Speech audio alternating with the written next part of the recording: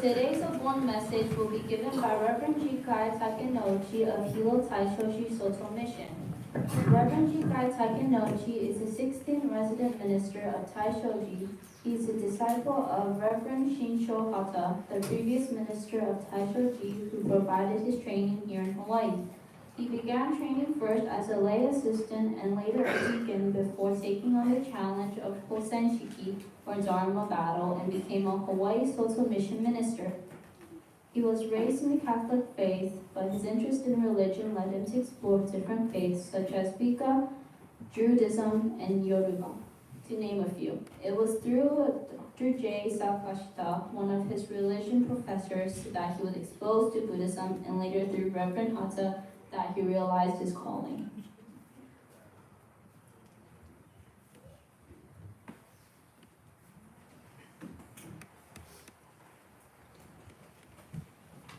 So good morning, everyone. Much better. Good morning, everyone. Aloha, ohayou gozaimasu, and buenos dias. Give me just a quick pause while I take a sip of water, and we can get into it.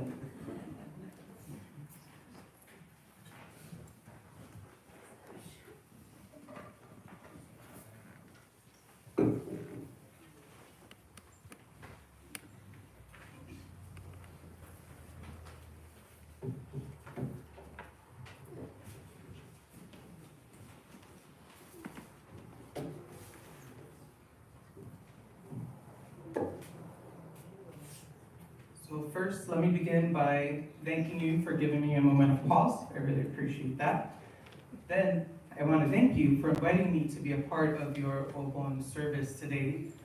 It is a wonderful tradition and a wonderful part that I can take in. So Taishoji and Daifukuji have had this tradition of inviting each other for Obon services. So a few years ago, I came here with Reverend Hata, my teacher, and I was able to participate as a deacon. A few years later, I was able to come to this temple and greet you all, not as a deacon, but as a minister, newly minted and fresh. So 3 years can cause a lot of tarnish, but every day is a chance for us to be able to polish ourselves and become brighter, shinier, better people. To the Hatsubon families that are here with us today, I am sorry for the loss that you have experienced, but grateful that you were able to have someone in your life who you're here today to honor through this beautiful tradition of Obon and Hatsubon. So first, when we think of Obon, when we think of why we come to the Otera, why we gather together, it is important to think about the reason why we gather, right? Everything has a reason. For us, Obon gets traced back to the Ulambala Sutra, to the disciple Mokuden, and to the Buddha, who instructed Mokuden in how to be able to ease his mother's suffering. So there is a lot of myth behind the origins of Urabone. But the feeling is still there, right? Mokuden experienced extreme sorrow, and he decided that he was going to go, and he had magical powers, and was able to visit all the realms, and found his mom in the realm of hungry ghosts, suffering. After the Buddha's instructions of paying homage to the Sangha, to bring offerings, and to join together, they created a ritual. That ritual eased his mother's suffering.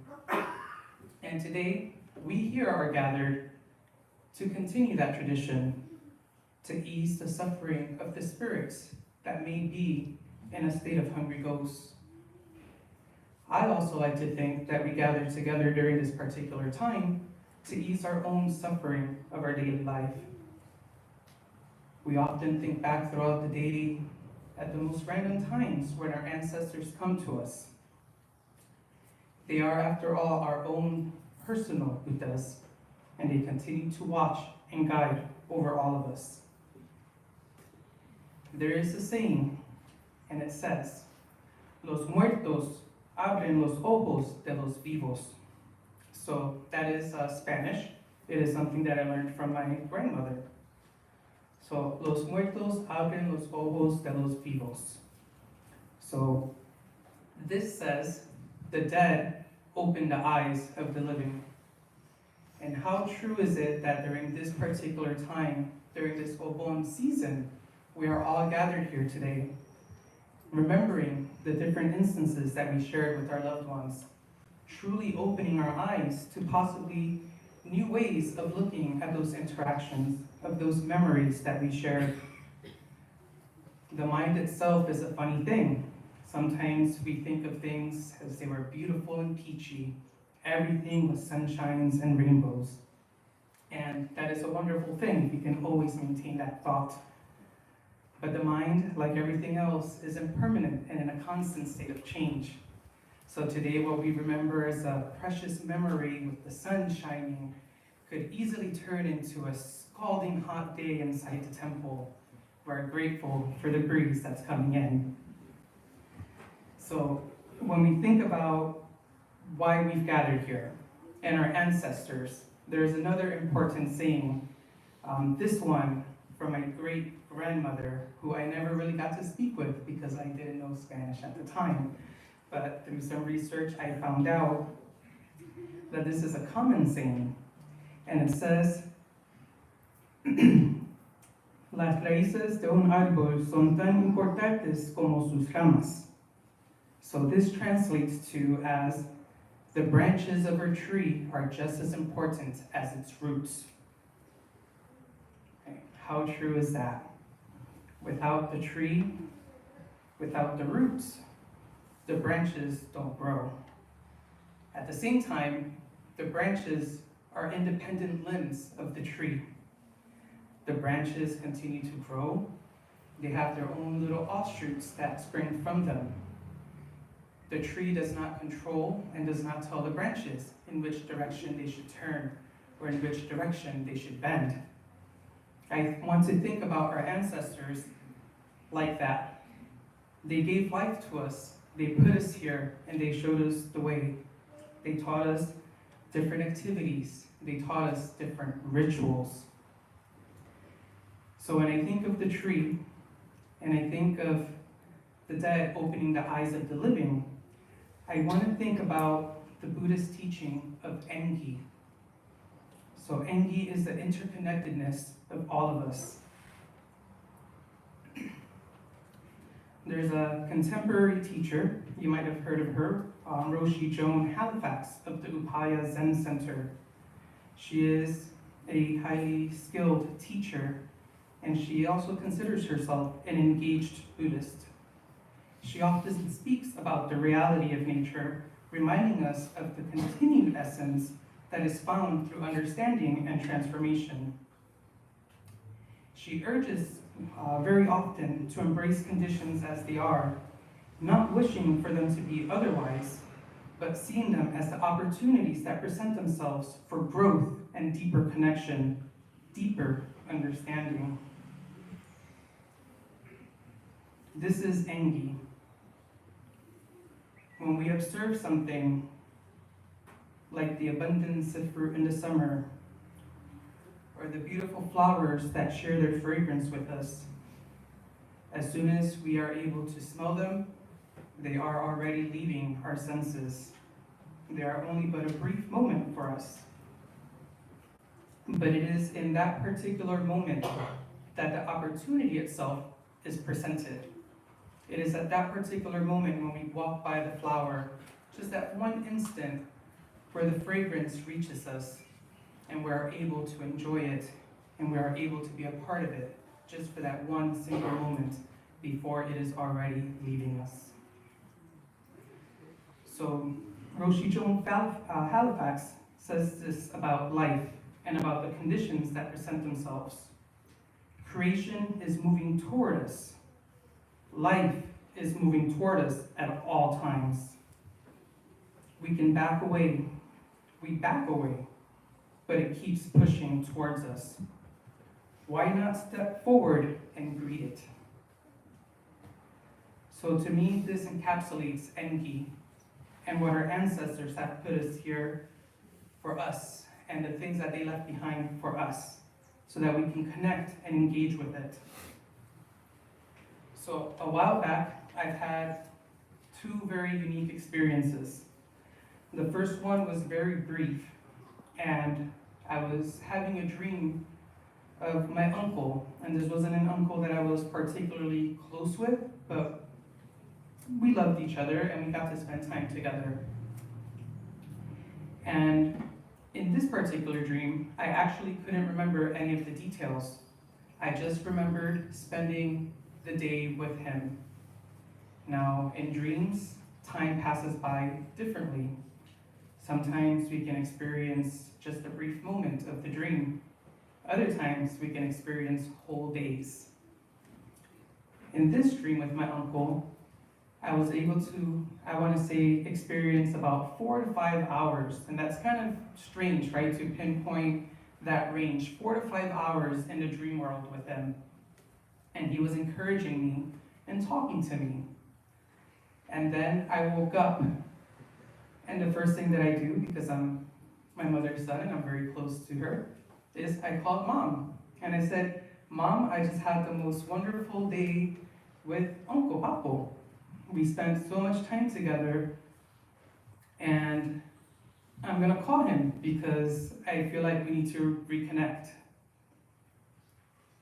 So Uncle Papo had passed away a few years back, but so vivid was my dream, that connection to him, that I woke up thinking that it was something that had just happened not too long ago, and that I needed to connect with him.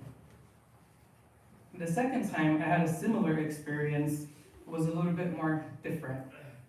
In this particular instance, I had a dream that lasted not just a few hours, but a few days. Now, as a young child, I would get to spend the summers with my grandmother. And if you've heard me, you know that I love and cherish her. And the only way you can be towards grandmothers, she was always present and always there.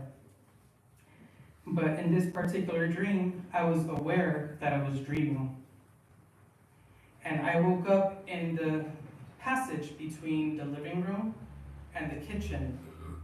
This is where I entered my dream. I was so aware of this dream that I knew exactly where I was. And to my left, I saw the light switch. Above the light switch, she had a little hanging box where she kept her little papers because the phone was right next to it. So we didn't have smartphones, right? So she kept paper handy. So light switch, phone, basket. It brought back so many memories of me trying to win a prize over the phone, back when you used to have to call and speed dial to try to get through for these raffles on TV. So I remember that particular part of the house very well. So this is where I entered my dream. And as I started progressing through my dream, I was able to explore the entire house.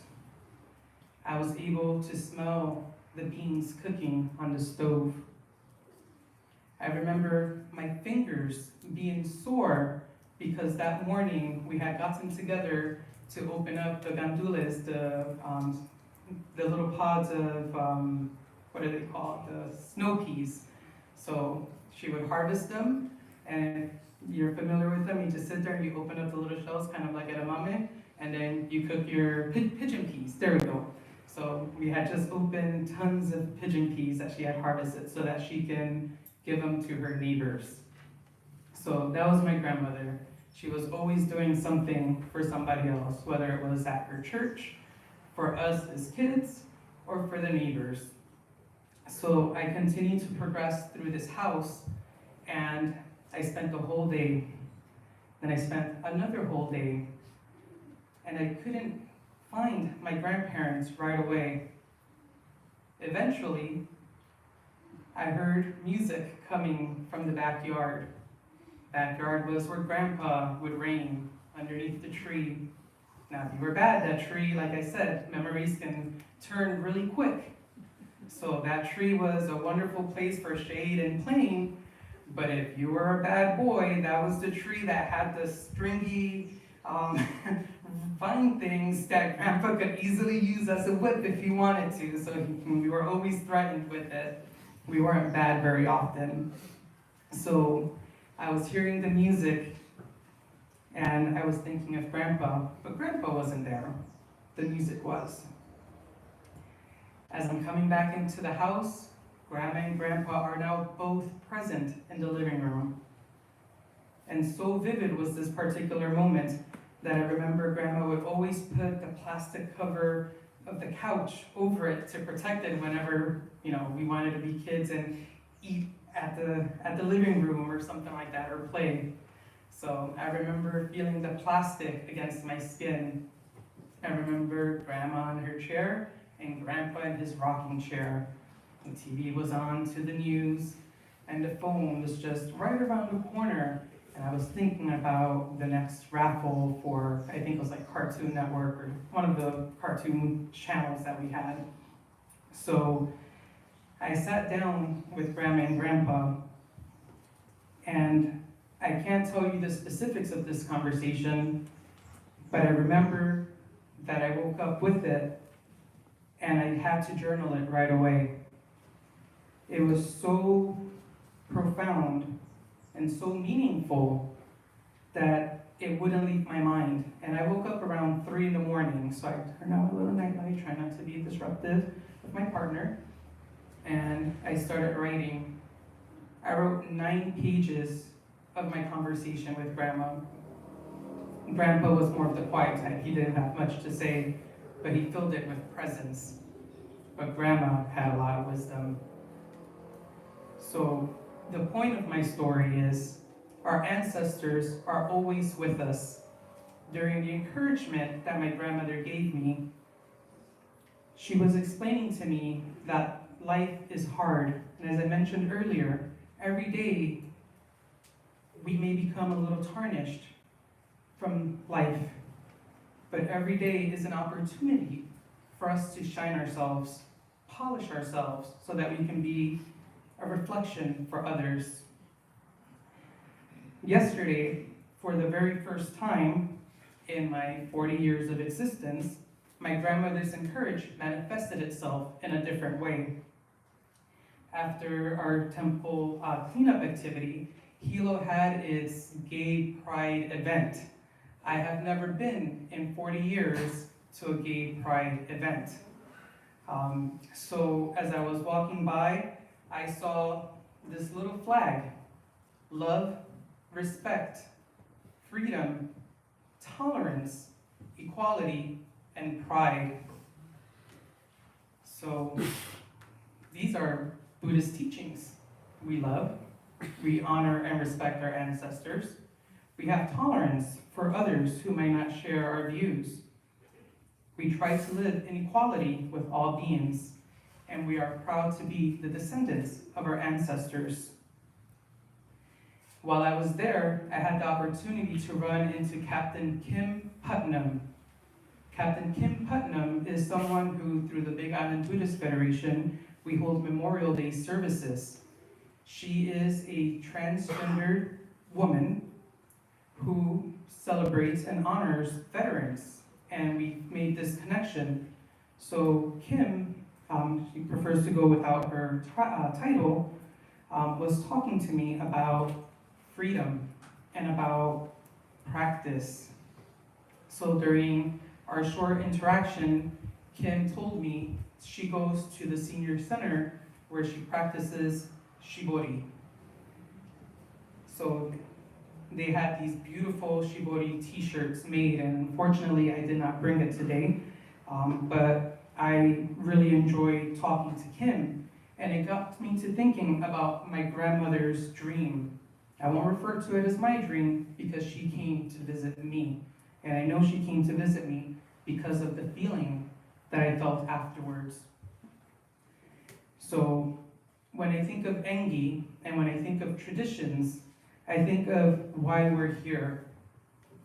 Now, as human beings, we're influenced by many different factors in our life. My religious path, for example, came by from an academic perspective before it became one of spiritual growth. And my professor, I know you have this book in your library. Well, I didn't know that, but I saw one earlier, so I brought my copy. And in it, Dr. Sakashita, he was the first person that I interacted with regarding Buddhist practices and customs, says on page 74, this is not necessarily a bad thing of a particular tradition, a religious tradition, inventing rituals and traditions. Traditions are not meant to be stagnant. Traditions are meant to provide continuity and are enriched by the contributions from diverse sources. In short, traditions change. Standing tradition is thus an oxymoron. When I think of my time on the Big Island, when I think of my time at all the different Buddhist temples and the different Bon dances, I can see the small changes of tradition happening. In the Urabon Sutra, Obon is a one-day occurrence. Throughout Japan, this is still mostly true. In Hawaii, Obon is a summer-long occasion. So we have a party every weekend. Every weekend, we are able to dance with our ancestors through different traditions. We're able to welcome them back with different ways. When I think of my grandparents and what they taught me, and the observances of the Obon season, and Dr. Sakashita's words, I want to think of the fond memories that we share. So when you dance on your Bon dance, when you think of the celebrations and why you gather at the Otera, think about why you've gathered here. Your parents placed you here, but it is for you to make your traditions your own. This is Engi. This is the practice that we come to do, not to live the way our ancestors lived, but to take guidance from the way that they shared their lives with us, taking the profoundness of the things that were left behind, the things that continue forward into life. Like Roshi Sensei Halifax said, life will continue to come at you. Engage with it. Don't back away from it. Thank you all for allowing me my short reflection on Obon and the practice of Engi. Lastly, I would like to ask all of us to put our hands together in Gassho one last time today. Well, not last time, but for this one moment, this one breath that I can share with you, and invoke the Buddha's name. Namu Shakyamuni Buddha. Namu Shakyamuni Buddha. Namu Shakyamuni Buddha. Let us enjoy the presence of our ancestors today and every day during this summer as we go to a different Bon dance and experience the traditions that continue and the traditions that we continue to shape for the future. Mahalo.